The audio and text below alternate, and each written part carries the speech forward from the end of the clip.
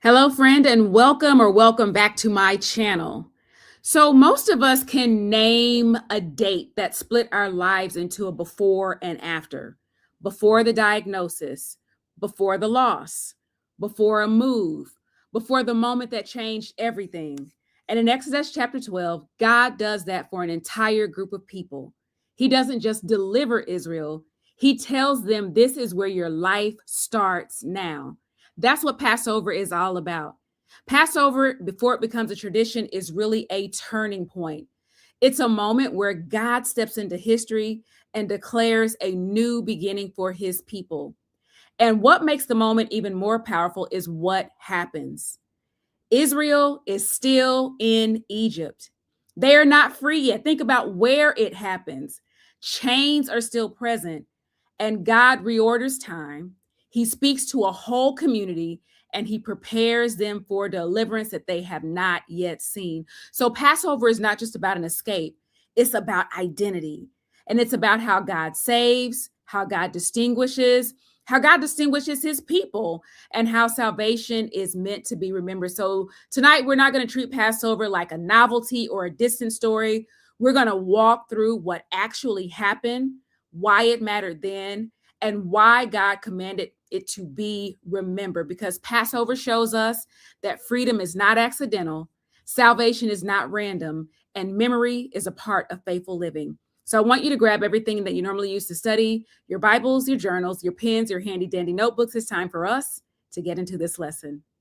Thank you so much for studying with me this week. Hello to every one of you. Hello, TSSG family. Hello, TSSG family. You're in the TSSG space. Well, hello, TSSG family. Sunday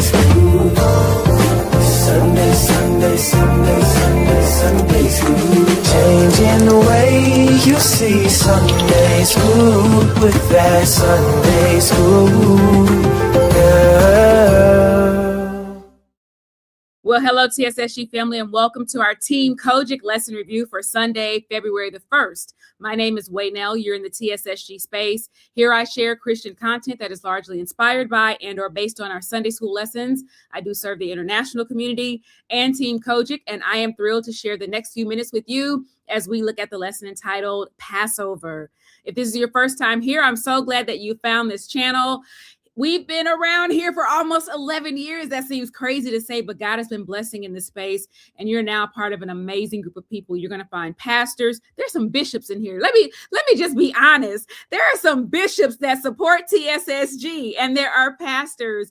There are Sunday school superintendents, Christian ed leaders, teachers, students. I promise you, I even have friends in here who they're not as faithful as they should be, but they love a good Bible study. So whatever your story is, just know that you have found your tribe, and I'm glad that you're here. Everybody, do me a favor. Everybody, even if you're here every week, look down below. Make sure that you have clicked the subscribe button, and make sure that you click the notifications bell and select all. I never want you to miss any of the content when it goes live on this channel.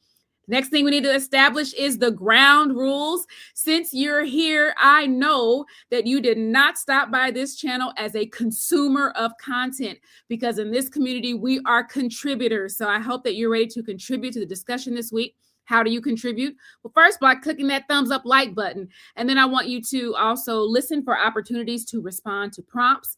I may ask you to type something in the chat, so get your fingers ready to be busy. And there may be things that you picked up in the lesson or questions that you've had, and I want you to feel free to drop those in the chat as well. Well, let's see. First of all, I greet you tonight from Kansas City. And, I'm kind of sorry that it's a little bit later in the week, but if y'all only knew my real life, if you only knew. So it's been a lot going on. And we actually drove here. We're able to get out of the weather just a little bit in Dallas and make it to Kansas City last night. So I'm glad to be here. But also this week has been amazingly full because we had Boot Camp 2026. And if you missed Boot Camp 2026, all I can tell you is I am not exaggerating when I say you missed it. And there are people who will comment. I know if you don't see them in the chat, go look on the Facebook page.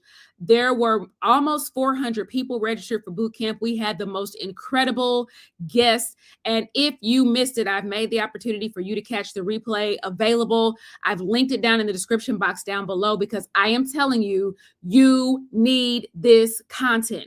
If you're building teams in your Sunday school, if you are working with young people looking to increase your youth participation, if you are curious about AI in Sunday school, or if you are looking at multicultural ministry, we hit all of those things at Boot Camp 2026, and I do not want you to feel left out. So check out the description box. You're able to get the replay of Boot Camp.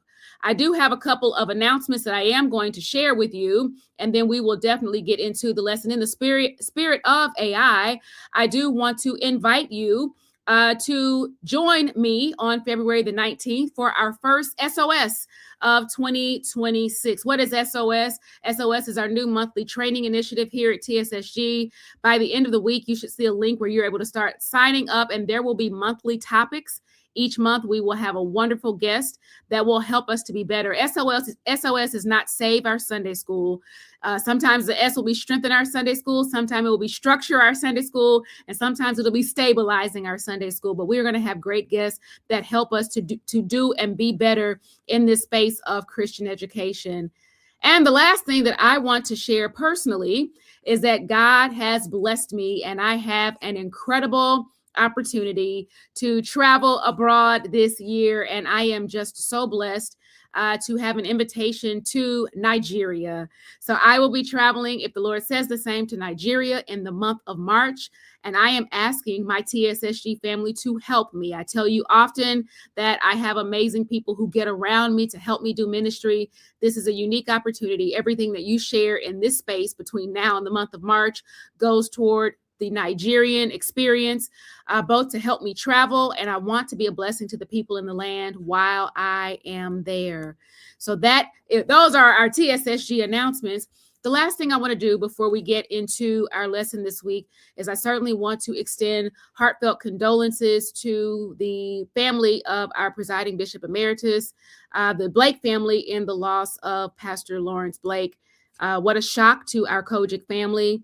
Our prayers are with the entire Blake family, and he will definitely be missed. And so I do honor that space.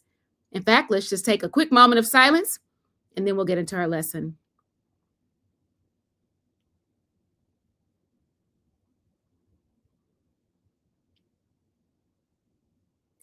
So this week, we're going to be studying about Passover. We'll be studying about Passover. We'll be in Exodus chapter 12, verses 1 through 14. This is not the first time we have had this lesson on Passover. In fact, I dropped it on my Facebook page a couple of days ago so that you could see 10 years ago, we talked about Passover, this exact same passage. But I love the fact that we can take the same lesson and God wants to say something new, something fresh, something different to us every time we engage with his word. We're in the book of Exodus this week, which is typically attributed to Moses as its writer. It is the second book of the Bible, second book of the Pentateuch, the first 5 books of the Bible being part of the law books. And it continues the story that began in Genesis, moving from family history now to national identity. So it's a book that really focuses on God forming the descendants of Abraham, into a people that belong to him. There was always something unique and special and different about God's people. And it wasn't just their ancestry. It was literally by redemption, by covenant, by calling. So this book is written to the Israelites. They are a community that's experienced generations of oppression in Egypt, but they also experienced a very powerful deliverance of God. And so it preserves the memory of who God is, how God showed up big for Israel as a nation, and again, how he literally forms or shapes them with his own hands. So the purpose of Exodus is not really just to record, let my people go and the escape from Egypt and going across the Red Sea, but literally to show how salvation leads somewhere. They were always going somewhere. So when God delivers them, he establishes that covenant relationship. He teaches them how to worship. And if you look at that model, that's like our formation today as believers. We have to be taught when God brings us out of things, we establish relationship, but then we are taught what it means and how we become and how we look like God's people. So he taught them how to reorder, how to order their lives, and how to recognize his presence when he was in their midst. So Exodus really explains both how Israel was freed and why Israel belongs to the Lord. There are 4 questions that will, guide our discussion for tonight. As I try not to choke and you get ready for those 4 words, I want you to just consider that Passover stands at the birth of Israel as a redeemed people. And what it's going to show us is that God does not only free his people from bondage, he establishes how they are to live, how they are to worship, more importantly, how to remember what he has done. We like to remember what he's done. In our tradition, we call that testimony service, right? When we give space and opportunity to talk about what God has done. I know they abuse testimony service in so many places that a lot of churches cut it out, but there is something incredible about using our words to mark and talk about what God has done. So here are your 4 words in the spirit of Mark. Your 4 words are mark, cover, deliver, remember. Mark, cover, remember, deliver. So when God moves to save, when he saves his people, he doesn't just rescue them from danger. He literally marks them, he covers them, he delivers them, and then he teaches them how to remember.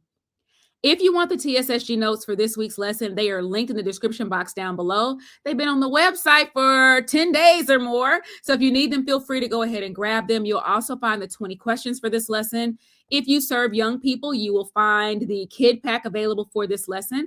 And if your notifications were set, this is not on the website, but you know now that there is a song that goes along with the memory verse for this week to help us to get God's word in our hearts in a different way. So if music is your thing, I hope that the twist on the memory verse will help you to remember this memorial that they were to set up, that God called them to remember. So your cast of characters are going to be in your TSSG notes. So we're in Exodus 12.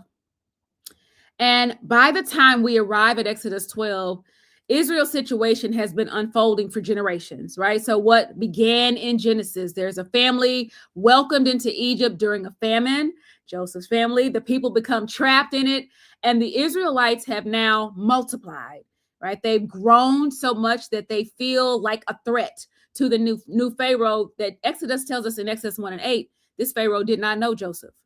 So what was once favor in the land becomes fear because this Pharaoh has no record, no recollection, no understanding of who Joseph was. So where they once experienced hospitality, now they're all sus. They're all suspect, right? And suspicion hardens into policy.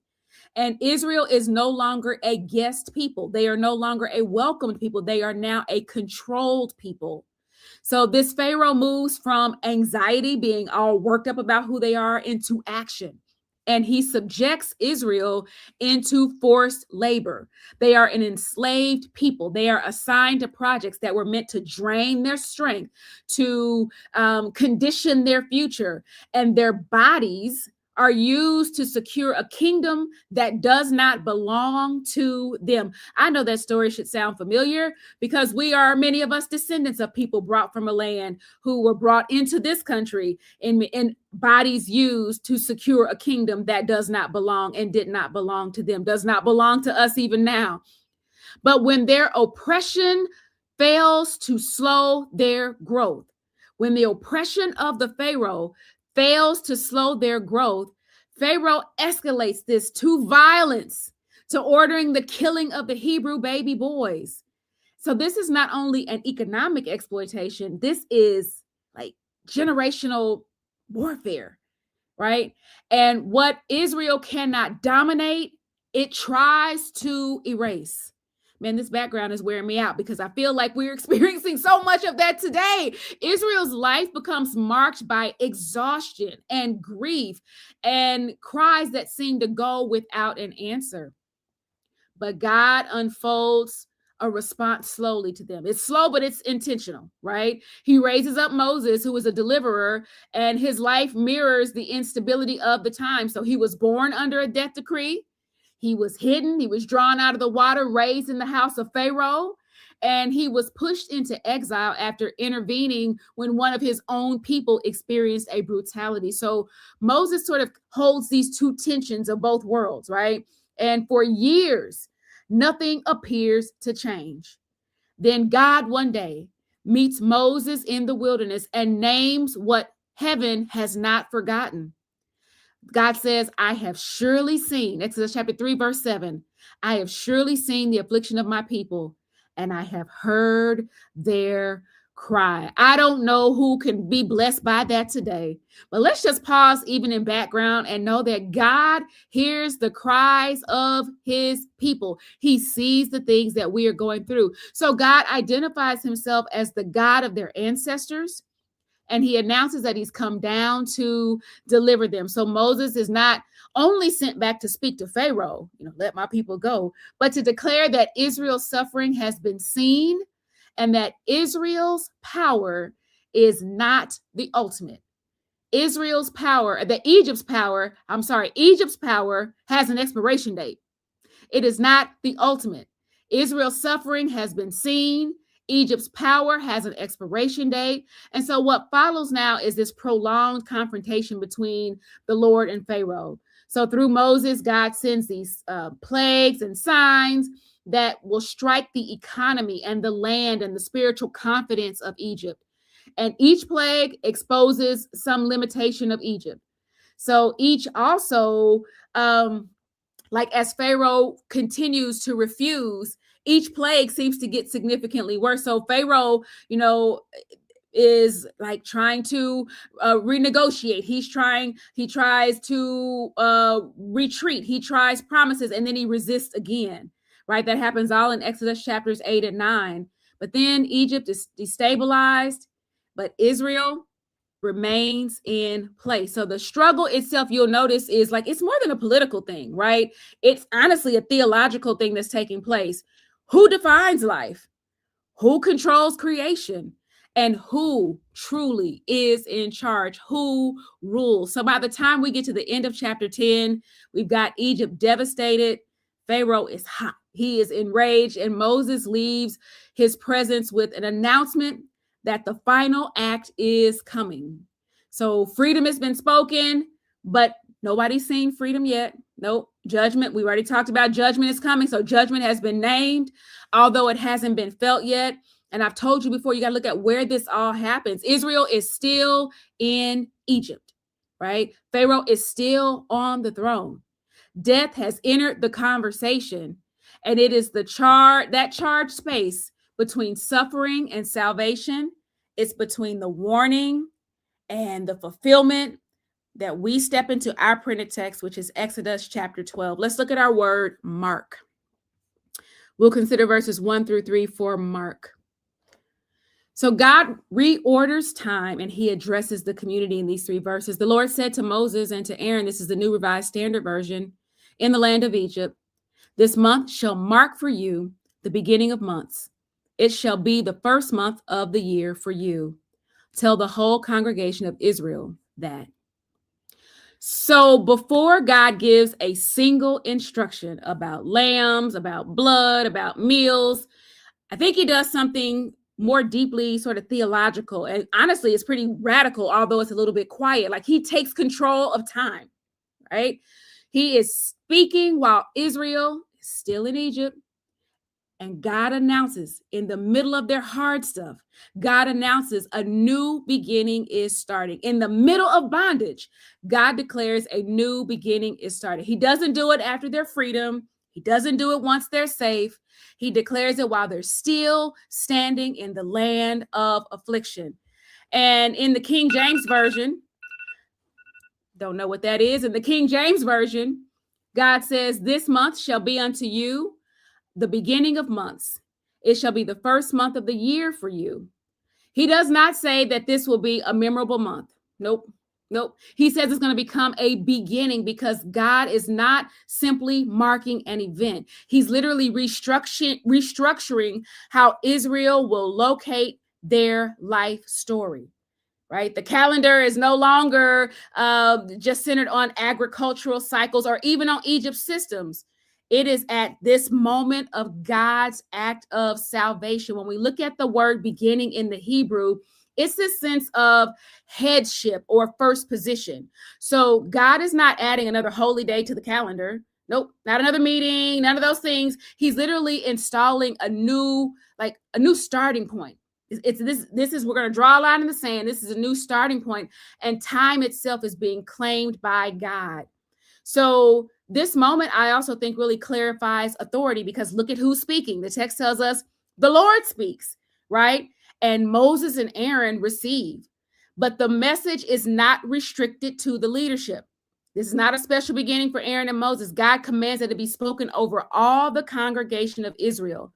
So the word congregation, Ida, refers to a gathered community, not just individuals, not special households, not the top of the food chain, but literally the people as a people. So even before Israel ever walks out of Egypt, God calls them to hear together, right? So their deliverance is not going to be private. Nope. Their identity is not going to be individualistic. It's not about one person, but their memory was going to be communal.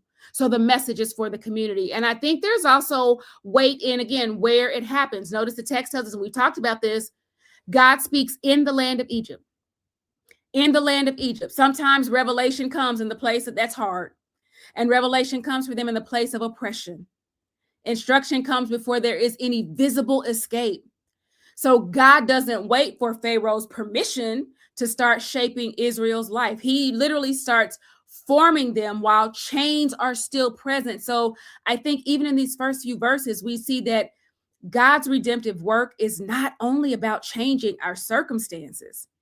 It is literally about redefining meaning and redefining moments. So Israel is being taught how to interpret what is about to happen even before it unfolds.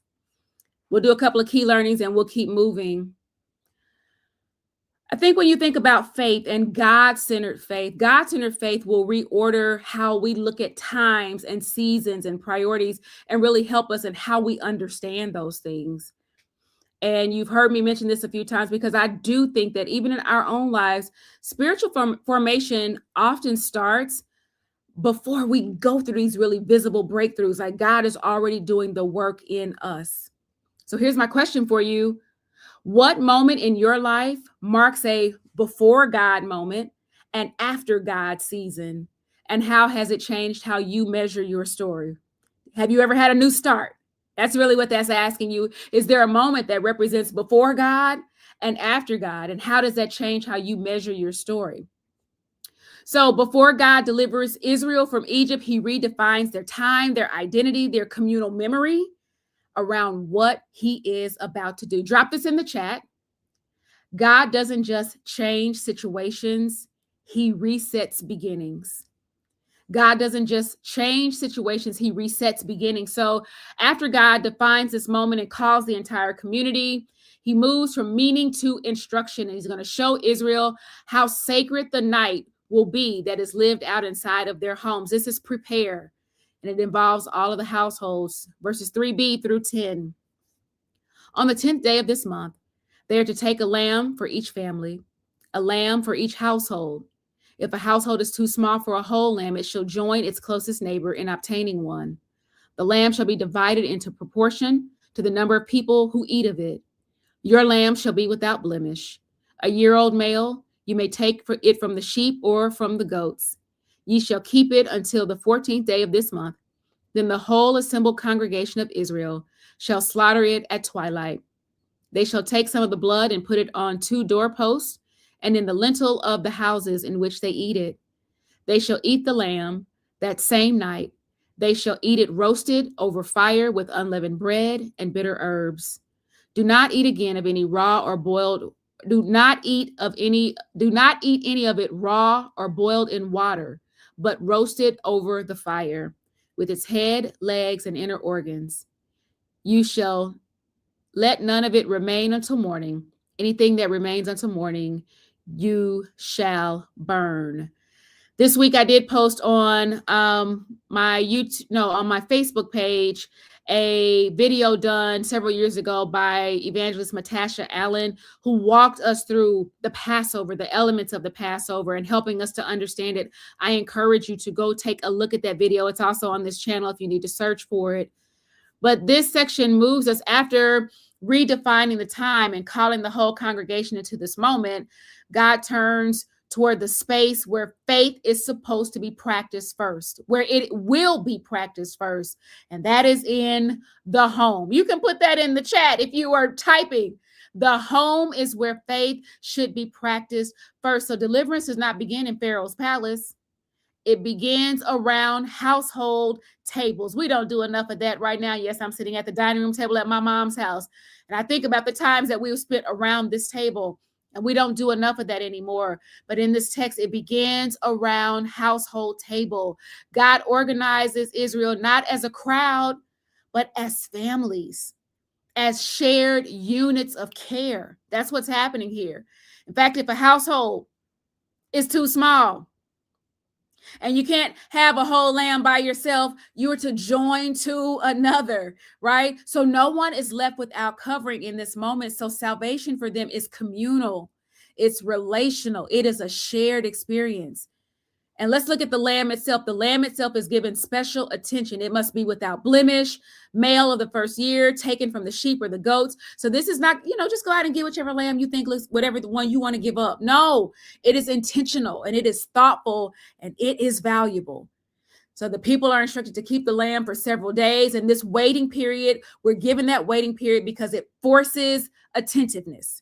Right? What does that mean? This is, we're not rushing salvation. This is not a rushed act of survival. This is slow. It is focused. It is intentional. It is communal. It is anticipated. So the lamb becomes part of daily life before it becomes part of worship. The lamb becomes part of daily life, before it becomes part of worship. Do what you will with that. And when the time comes, the blood is placed on the doorpost and on the lintel. So it's not hidden inside, but it is literally, when this lamb is slaughtered, the blood is put on the doorpost of the home, the doorway, the sides, the post. It becomes the place where faith is expressed by putting this blood on it. What does this represent? It is the threshold between inside and outside. And that crossing becomes a sacred space, right? The Hebrew word here that is often used for doorpost is mezuzah, and that later becomes associated with a covenant remembrance. So the home itself, the marking of the blood on the doorpost, those are the marks of obedience. Here, the homes are marked by obedience. Our homes today may not be blood on the doorpost, but they are to be marked by obedience. And the instructions for eating the lamb are equally important, right? They are to eat the flesh. They are to eat flesh, not ideas. And it's roasted, not raw. And they're to eat it with unleavened bread, and they eat it with bitter herbs. And this is, God building their memory. It's a sensory experience here. He's building memory even into their taste, into the smell, into the texture. So this is not a ceremony that somebody is going to watch from afar off. This is literally experienced through the body. When you look at bitter herbs carry a flavor of affliction. That's what they were meant to remind them of, affliction. The unleavened bread is a reflection of urgency, simplicity. We don't have time for yeast and to let the bread rise. So this meal is shaping how Israel will remember what God has done long after Egypt is in their rearview mirror. When Egypt is behind them, they will remember what God has done. So God also places boundaries around what remains. So nothing is to linger casually. What's left is to be burned, the text tells us. And so again, everything about this moment is being treated as holy. The instructions have a lot of care, a lot of order, a lot of reverence. So notice that the deliverance is not chaotic. This is not, and at dawn we ride. No, this is not chaotic. It is directed. And the people are not inventing their own responses. They're literally entering into this divinely shaped obedience.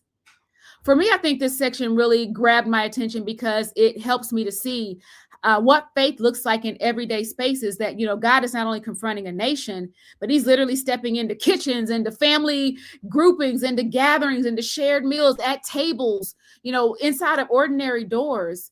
And what this shows me is that salvation does not hover over life. Salvation becomes a part of who you are. It is a part of your routine. It gets into you. It is in what you do. And it also reminds me, we continue to have these conversations about obedience, right? And there's a lot of detail in here, but obedience, complete obedience is required, not just the parts we like, not just because my mother was saying today, we're talking about dinner, and she goes, well, I got some bacon, lettuce, and tomato. And I got your turkey bacon. For the record, I don't eat pork. So she has my turkey bacon here. And I said, well, Mom, I really don't like tomatoes. She knows that. And then she's like, well, you don't eat lettuce? I'll eat lettuce sparingly. I'm only trying to say, if I had been there, I'd have been like, oh, we got to eat the bitter herbs. Yep, you got to eat the bitter herbs. You got to eat all the things that you don't like, because obedience, especially in this space, it was not in part, right? So what spaces, I'll leave your key learnings here for you to check out in the TSSG notes. No, I won't. There's one in here I think is so important. We talked about it. I think faith is practice first in private spaces before it's seen publicly. I do think the things that you do in your home matter. The ways that you live matter. What are you like when you get in the car and you go home after service? What are you like when the Holy Convocation is over? How do you live every single day? Right? And again, I think that God's instructions invite us to become prepared. We are not to be passive in what he's requiring us to do.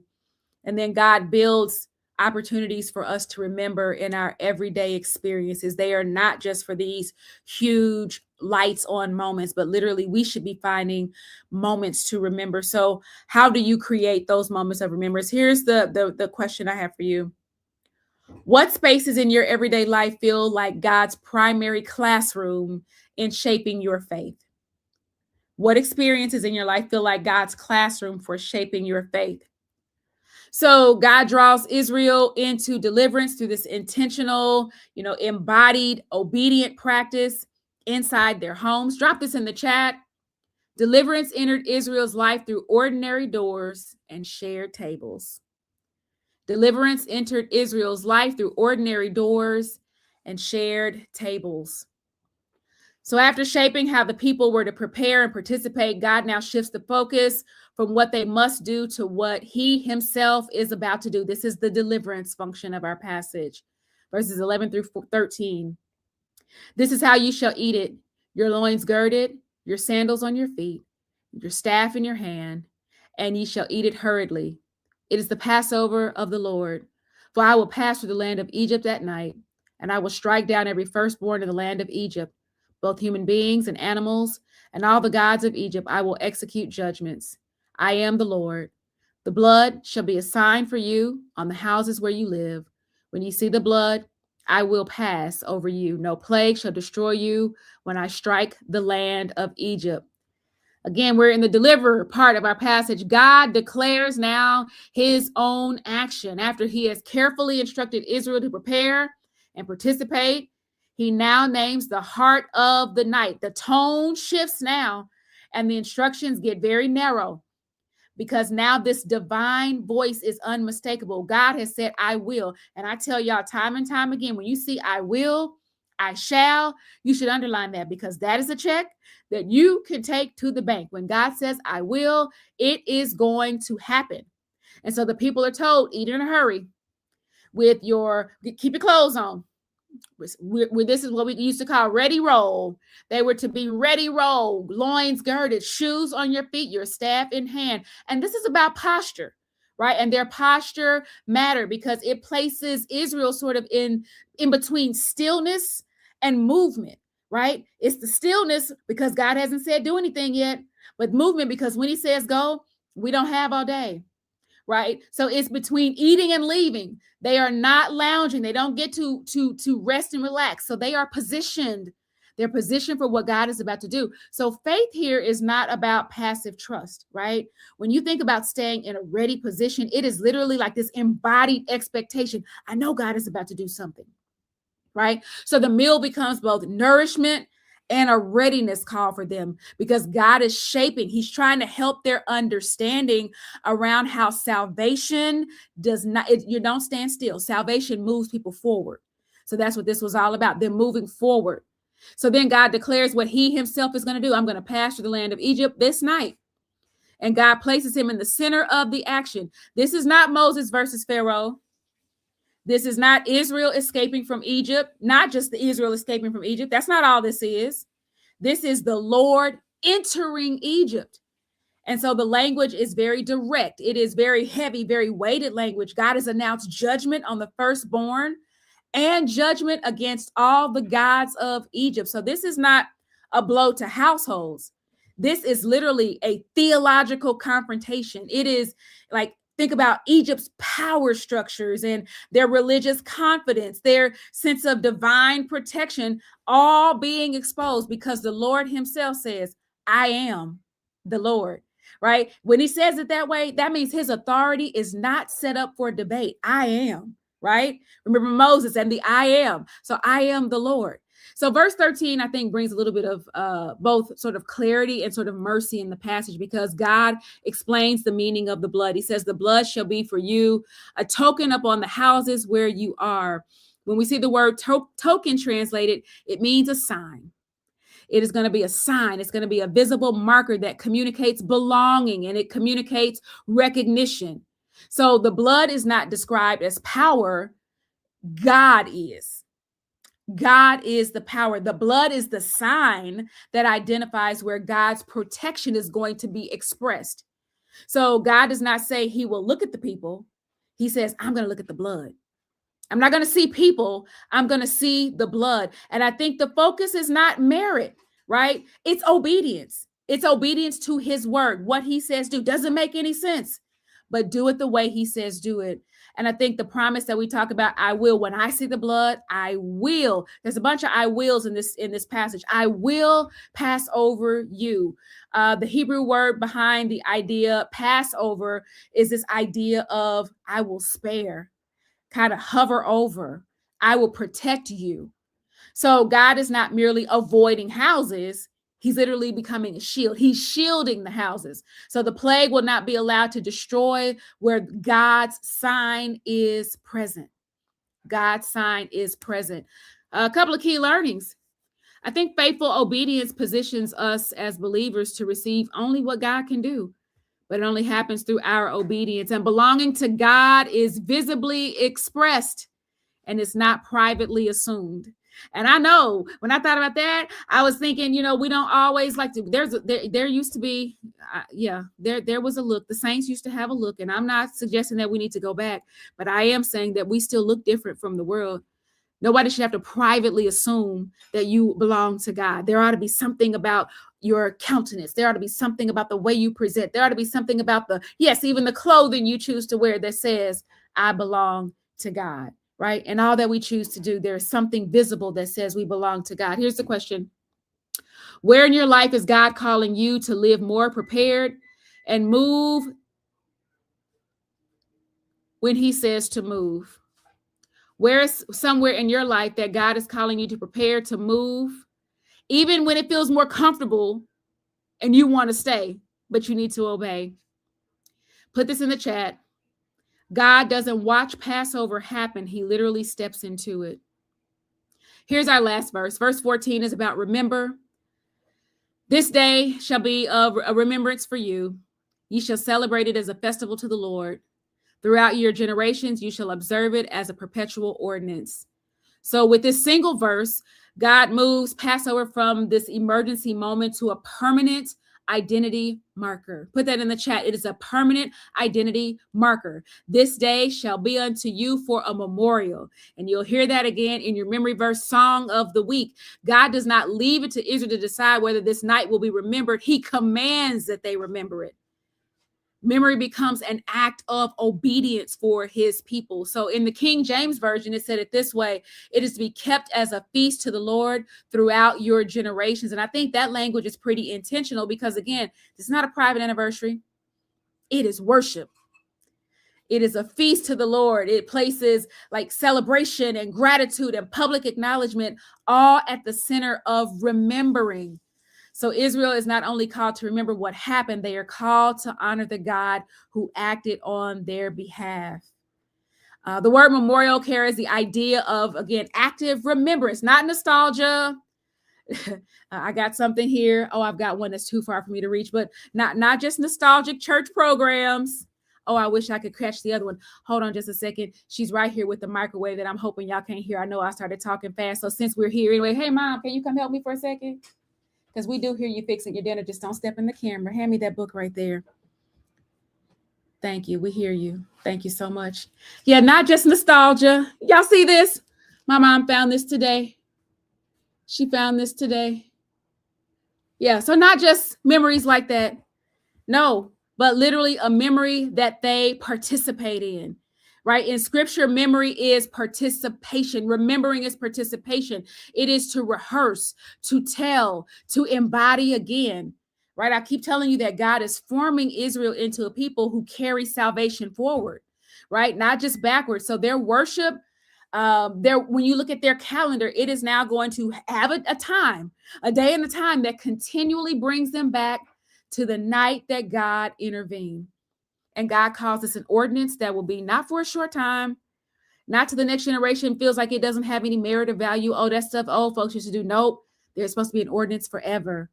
So again, this is about, there's some weight to his word, but there's also continuity. So this moment does not fade between the generations, and I worry with that, right? I think about our own young people, that each successive generation, as we get further away from the big deliverance of our people, do we keep that remembrance in front of them?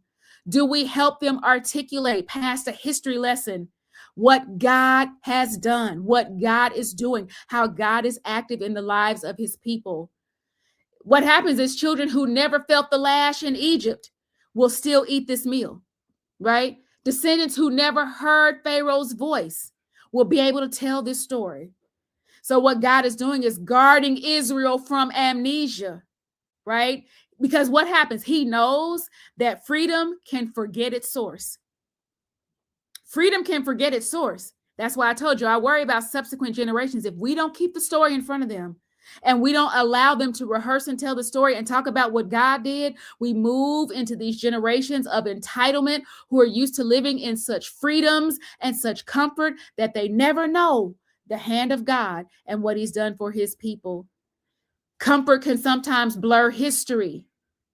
Time will soften testimonies. If they're not told, we will lose testimony. So he commands that they practice and preserve that meaning of deliverance long after the danger has passed. So I think that this is important because God knows that he knew that salvation needed structure, right? And their praise in many ways needed practice. Their gratitude needed a rhythm. We're going to do this on an annual basis. We're going to do this regularly, right? Because without them, deliverance becomes a story instead of the foundation of who God's people are. Here's my question for you, and we're done. What practice helps you to remember what God has done instead of slowly forgetting it? And you can drop this in the chat. What God delivers us from, he also commands us to remember. This is our lesson for this week. I am going to stop because there's so much in these notes. I could say so much more, but it is an incredible lesson. I hope that you don't retell this as simply another story in a storybook or thinking that you know it from a movie. But what is it that God is calling you to remember? What level of obedience is God challenging in you? I love y'all. Thank you for sharing space with me on tonight. Please don't forget, there are definitely ways that you are able to support TSSG. And right now, all of your support is helping toward moving to the missions trip in Nigeria. So I appreciate you all for everything that you do. If you are interested in the book, there's the information for my book. Some people say they still haven't seen that. So you're definitely able to get your book. And there are products that are available on my Etsy store. I got to get out of here. I love you all so very much. And I will see you in Sunday school. Bye, everybody. Thank you so much for studying with me this week. I want to remind you of my ask, please, that you support me with the gift of $9. And if you've never done so before, tip over to my Etsy store. If you're looking for great gifts for Sunday school students, or maybe a student who wants to celebrate your teacher, superintendent who wants gifts, go and check out the Etsy store. There are t-shirts, tote bags, candles, pouches, you name it, all celebrating Sunday school. So there are at least 8 different designs for both Sunday school and church school. So check them out. And if you've not already done so, check out my book on Amazon. So many of you have ordered it and I've got incredible feedback and I appreciate you so much. I'm excited about this devotional, which says it's for Sunday school teachers, but honestly, it works for anyone serving in any space, ministry or even corporate spaces. So if you're looking for a devotional to encourage you along your way, check it out. Love you and see you all soon. Sunday School with that Sunday School.